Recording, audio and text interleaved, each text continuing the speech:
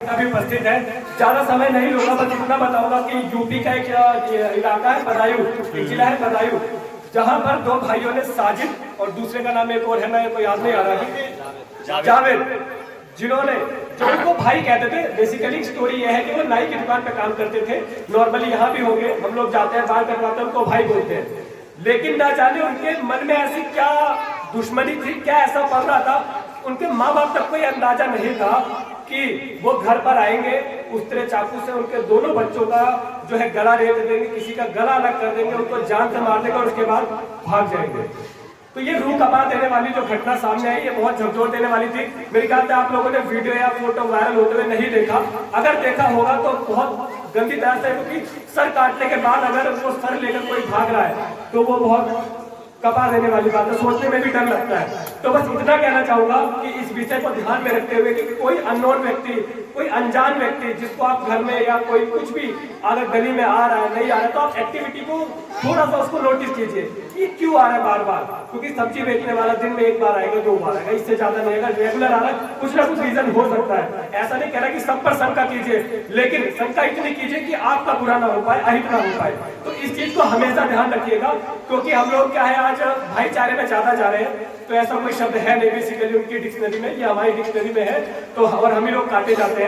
तो ये जो घटना सामने आई, बेसिकली मैं फादर, जो यहाँ पे माता पिता बैठे, बहनें बैठी हैं, उनको मैं यही बताना चाहूंगा कि थोड़ा सा अपने कदमों को संभाल कर रखें ताकि हमारा हित ना हो पाए।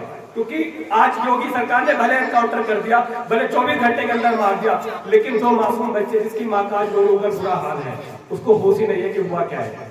वो क्या आज उसका बच्चा वापसी आया एनकाउंटर के बाद? सोचने वाला विषय, क्या बच्चा वापसी आया?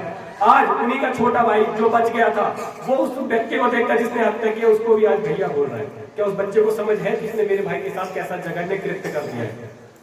ये सोचने का विषय है। हम सबको शांत बहुत कर दिया, अब हम लोग को अंदर से फील भी हो रहा है, बुरा भी लग रहा है, लेकिन हम लोग क्या है कि आधे घंटे बाद भूल जाएंगे इस चीज को। लेकिन मैं ये कहना चाहता हूँ कि इस चीज ये भूलने वाली चीज नहीं है। क्योंकि कल को अगर इस जगह मैं भी जाता हूँ, मैं भी फील्ड में काम करता हूँ, मैं भी 4 जगह रिपोर्टिंग करूँ, कुछ भी करूँ, कल को ये भी हो सकता है कि मेरा भी सर कहीं नाले में कटा हुआ पाए, मेरे माँ बाप भी सोचे क्या होगा।